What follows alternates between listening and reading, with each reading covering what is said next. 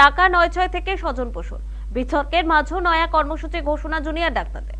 দুটি প্রশ্নের জবাব চাইতে ফের রাস্তায় আন্দোলনকারীরা। কি সেই প্রশ্ন, রইল প্রতিবেদন। একগুচ্ছ বিতর্কের মাঝে খানিকটা ব্যাকফুটে গিয়েছে আজিকর আন্দোলন। রাজপথ ছেড়েছেন আন্দোলনকারীরা। এবার সেই আন্দোলনের স্পিরিট ফেরাতে নয়া কর্মসূচির ঘোষণা জুনিয়র ডক্টরস ফ্রন্টের। বুধবার সাংবাদিক সম্মেলন করে জুনিয়র ডাক্তারেরা জানালেন, সুবিচারের দাবিতে ফের রাস্তায় নেমেছেন তারা। সাংবাদিক সম্মেলন করে জুনিয়র ডাক্তার দেবাশিস হালদার জানান, আগামী 6 তারিখ অর্থাৎ শুক্রবার দুপুর 3টায় ওয়েস্ট বেঙ্গল মেডিকেল কাউন্সিলের সামনে জমায়েত হবে। সেখান থেকে স্বাস্থ্য ভবন পর্যন্ত মিছিল করা হবে। কর্মসূচিতে সিনিয়র ডাক্তার, নার্স সহ সমস্ত স্বাস্থ্যকর্মীদের সংগঠন, অভয়া মঞ্চ সহ সমস্ত নাগরিক সংগঠনকে সামিল হওয়ার ডাক দিয়েছেন জুনিয়র ডাক্তারেরা। দুটি প্রশ্নের জবাব চাইতে এই কর্মসূচি। এক, তদন্ত কমিটির রিপোর্ট হাতে আসার 2 মাস পরেও অভিজ্ঞদের বিরুদ্ধে কেন ব্যবস্থা নেওয়া হলো না? 2, আর্থিক দুর্নীতি মামলায় সন্দীপ ঘোষের বিরুদ্ধে সিবিআই এর চার্জশিট তৈরিতে কেন ছাড়পত্র দেওয়া হচ্ছে না? বিগত 2/12/2024 মেডিকেল কাউন্সিলের মিটিংয়ে অভিজ্ঞদের এবং বিরূপাক্ষ বিশ্বাসকে পুনর্বহাল করা হলো। শিহরিত হলেন গোটা রাজ্যবাসীর সাথে আমরাও। মেডিকেল কাউন্সিলের এই অভিজ্ঞদের মুখ্যমন্ত্রীর ভাষায় শুধু অভিযুক্ত নন, বরং দোষীও, যাকে রাজ্য সরকারের নিজস্ব তৈরি তদন্ত কমিটি থেকে একটা না, দুটো না, 32টা অভিযোগের ভিত্তিতে দোষী সাব্যস্ত হওয়ার পর বহিষ্কারের প্রস্তাব দেওয়া হয়েছিল। তাই তদন্ত কমিটির রিপোর্ট হাতে আসার 2 মাস পরেও অভিজ্ঞদের বিরুদ্ধে কেন ব্যবস্থা নেওয়া হলো না এবং আর্থিক দুর্নীতি মামলায় সন্দীপ ঘোষের বিরুদ্ধে সিবিআই এর চার্জশিট তৈরিতে কেন ছাড়পত্র দেওয়া হচ্ছে না, এই প্রশ্নের জবাব চাইতে আগামী 6 তারিখ অর্থাৎ শুক্রবার দুপুর 3টায় ওয়েস্ট বেঙ্গল মেডিকেল কাউন্সিলের সামনে থেকে জমায়েত করে আমরা স্বাস্থ্য ভবন পর্যন্ত মিছিলের ডাক দিচ্ছি। এই কর্মসূচিতে সিনিয়র ডাক্তার, নার্স সহ সমস্ত স্বাস্থ্যকর্মীদের সংগঠন, অভয়া মঞ্চ সহ সমস্ত নাগরিক সংগঠন ও স্বাভাবিক শুভবুদ্ধি সম্পন্ন মানুষ যারা শুরু থেকেই আমাদের সাথে লড়াইয়ে সামিল ছিলেন এবং সর্বোপরি আপামর জনসাধারণকে সামিল হওয়ার আহ্বান জানাচ্ছি। আজিকর কাণ্ডে জড়িয়েছিল অভিজ্ঞদের বিরূপাক্ষ বিশ্বাসের নাম। দেহ উদ্ধারের দিন ক্রাইম সিনে দেখা গিয়েছিল বলে অভিযোগ ওঠে। রাজ্যের একাধিক কলেজে থ্রেড কালচার চালানো সহ আরও বেশ কিছু অভিযোগ ছিল তাদের বিরুদ্ধে। মেডিকেল কাউন্সিল থেকে সরানো হয় তাদের। তদন্ত কমিটিও গঠন করে স্বাস্থ্য ভবন, কিন্তু ঘটনার 4 মাসের মধ্যেই রাজ্য মেডিকেল কাউন্সিলে ফের প্রত্যাবর্তন হয়। জানিয়ে উঠেছে নিন্দার ঝড়। ক্ষোভে ফেটে পড়েছেন চিকিৎসক মহলের একাংশ। কাজে ফিরে বেশ কিছুদিন চুপ থাকার পর এই সূত্রেই ফের আন্দোলনে ফিরছেন জুনিয়র ডাক্তারেরা। বুধবার সাংবাদিক বৈঠক করে জানিয়ে দিলেন, শুক্রবার স্বাস্থ্য ভবন অভিযান করবেন তারা। পরীক্ষার নম্বর কারচুপি করার চেষ্টার অভিযোগ, মিথ্যা তথ্য দিয়ে কোটা ব্যবহার করে পিজিটির সুযোগ পাইয়ে দেওয়ার অভিযোগ, মেডিকেল কলেজের সাংস্কৃতিক অনুষ্ঠানের নামে জোর করে টাকা তোলার অভিযোগ ওঠে বিরূপাক্ষদের বিরুদ্ধে। তারপরেই তাদের ফের পদে ফেরানো নিয়ে বুধবার ক্ষোভ প্রকাশ করেন জুনিয়র ডাক্তারেরা। কিভাবে তাদের পদে ফেরানো হলো সে নিয়ে প্রশ্ন ছুড়ে দেন স্বাস্থ্যমন্ত্রীর দিকে। রাজ্যের প্রতিনিধি হিসেবে ফার্মাসি কাউন্সিলের সদস্য পদ প্রাপ্তিও যে দুর্ভাগ্যজনক তা উল্লেখ করেন তারা। মেডিকেল কাউন্সিল ও মেডিকেল ফার্মেসি কাউন্সিল থেকে কিন্তু কখনোই কার্যকরী হয়নি। সন্দীপ ঘোষ ঘনিষ্ঠ এই অভিজ্ঞদের রাজ্যের প্রত্যেকটি মেডিকেল কলেজে তার সাঙ্গপাঙ্গের সাহায্য নিয়ে থ্রেড কালচার চালিয়ে নিয়ে গিয়েছে, যারা আবার দেখা গেছে পিঠ বাঁচানোর জন্য একটি নতুন সংগঠন খুলে ফেলেছে।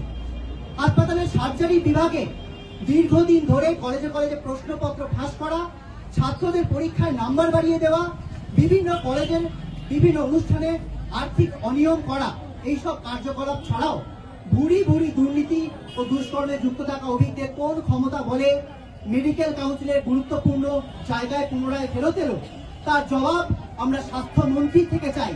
অর্থাৎ বিরূপাক্ষ বিশ্বাসের বিরুদ্ধে কমিটি গঠিত না হলেও সমগ্র মেডিকেল কমিউনিটি তথা রাজ্যবাসী তার ভাইরাল হওয়া ফোন কলের একাধিক অডিও ক্লিপ শুনেছে, যেখানে বারংবার বিভিন্ন ডাক্তারি রেজিস্ট্রেশন আটকে দেওয়ার হুমকি দেওয়া হয়েছে। ওয়েস্ট বেঙ্গল মেডিকেল কাউন্সিলের রেজিস্ট্রার ও প্রেসিডেন্টের কাছে আমাদের প্রশ্ন, তারা কি এই সমস্ত ভয়াবহ কার্যকলাপকে অভিযোগের পর্যায়ে ধরেন না? সমগ্র সমাজকে কি বার্তা দিতে চাইছেন? তাই তদন্ত কমিটির রিপোর্ট হাতে আসার 2 মাস পরেও অভিজ্ঞদের বিরুদ্ধে কেন ব্যবস্থা নেওয়া হলো না এবং আর্থিক দুর্নীতি মামলায় সন্দীপ ঘোষের বিরুদ্ধে সিবিআই এর চার্জশিট তৈরিতে কেন ছাড়পত্র দেওয়া হচ্ছে না? স্বাস্থ্য মন্ত্রক তথা স্বাস্থ্যমন্ত্রী কেন ছাড়পত্র দিচ্ছেন না? গত 9ই আগস্ট আজিকর মেডিকেল কলেজ ও হাসপাতালে মহিলা চিকিৎসককে ধর্ষণ ও খুনের ঘটনায় উত্তাল হয়েছে রাজ্য। দোষী শাস্তির দাবিতে আন্দোলন হয়েছে। কেউ কেউ সেই ঘোলা জলে মাছ ধরার চেষ্টা করেছিলেন বলে অভিযোগ। সময়ের সঙ্গে সঙ্গে জুনিয়র চিকিৎসকদের আন্দোলনের নেপথ্যে থাকা অতি বাম উস্কানির ছবি সামনে এসেছে। রাজ্যের শাসক দল তৃণমূলকে বিপাকে ফেলার ছকও প্রকাশ্যে এসেছে। আন্দোলনকে ঘিরেছে একাধিক বিতর্ক। আন্দোলনকে সামনে রেখে তাদের বিরুদ্ধে টাকা তোলার অভিযোগ উঠছে, এমনকি স্বজন পোষণের মতো অভিযোগ রয়েছে কারো কারো বিরুদ্ধে। এমন পরিস্থিতিতে আন্দোলন কার্যত স্তব্ধ হয়ে যায়।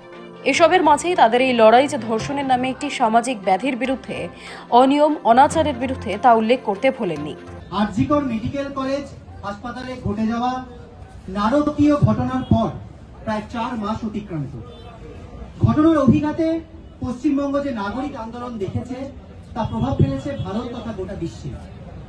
একটি মেয়ে কর্মরত অবস্থায় টানা 36 ঘন্টা ডিউটি দেওয়ার পর তাকে খুন হতে হলো, ধর্ষিতা হতে হলো তার সব থেকে নিরাপদ জায়গায়, অন ডিউটি সেমিনার রুম। সেই খুনকে প্রথমে আত্মহত্যা বলে চালানোর চেষ্টা হলো, তথ্য প্রমাণ লোপাটের চেষ্টা হলো। অর্থাৎ কিনা অভিক, বিরূপাক্ষ, আশিস পান্ডে সহ অনেকেই 9ই আগস্ট সকালে ক্রাইম সিনে পৌঁছে গেল। সংবাদ মাধ্যমের ভিডিও ফুটেজে দেখা গেল তাদের ছবি। পুলিশের বড় কর্তা তাদের ফিঙ্গারপ্রিন্ট বিশেষজ্ঞ বলে আড়াল করলেন। আন্দোলন চলতে চলতে এই সিন্ডিকেটের কুকীর্তির কথা সামনে এলো। কলেজে কলেজে ভয়ের রাজনীতি চালানোর ভয়াবহ অভিযোগ সামনে এলো। আমরা ভুলিনি এই সন্দীপ ঘোষ নিজে পদত্যাগ করার পর স্বাস্থ্যমন্ত্রী তাকে তড়িঘড়ি ন্যাশনাল মেডিকেল কলেজের প্রিন্সিপাল করে পাঠালেন। আরো ভয়ানক খবর হলো, আর্থিক দুর্নীতির মামলায় 87 দিনের মাথায় কোর্টে যে চার্জশিট পেশ করা হলো, প্রাক্তন আরজিকর এর প্রিন্সিপাল সন্দীপ ঘোষ ও তৃণমূল ছাত্রনেতা আশিস পান্ডে সহ 5 জনের বিরুদ্ধে আমরা দেখলাম তা গৃহীত হলো না কোর্টের কগনিজেন্সে। তার মূল কারণ সরকার পক্ষ ও স্বাস্থ্য ভবনের পক্ষ থেকে ছাড়পত্র না পাওয়া। স্বাস্থ্য ভবন ও স্বাস্থ্যমন্ত্রীর তরফ থেকে যেভাবে সন্দীপ ঘোষ ও আশিস পান্ডেদের আড়াল করার প্রক্রিয়া প্রথম থেকেই চলছে, তা এই সিন্ডিকেট রাজকে বহাল রাখার অভিপ্রায় বলেই ডব্লিউবিজেডিএফ মনে করছে। আমাদের আন্দোলন বরাবরই একটা সিস্টেমে বদল আনার আন্দোলন। দীর্ঘদিন ধরে চলে আসা স্বাস্থ্যক্ষেত্রে দুর্নীতি, থ্রেট কালচার এবং ভুগতে থাকা জরাজীর্ণ ও বেহাল স্বাস্থ্য ব্যবস্থাকে পরিবর্তনের আন্দোলন। টাকা নয়ছয় থেকে স্বজন পোষণ, কার্যত কোণঠাসা হতে থাকা আন্দোলনকারীরা ঘুরে দাঁড়ানোর চেষ্টা করতে নিজেদের উপস্থিতি জানান দিতে এবার ফের রাস্তায় নামার ডাক দিলেন। সৌভিক সানালের রিপোর্ট, সময়, কলকাতা।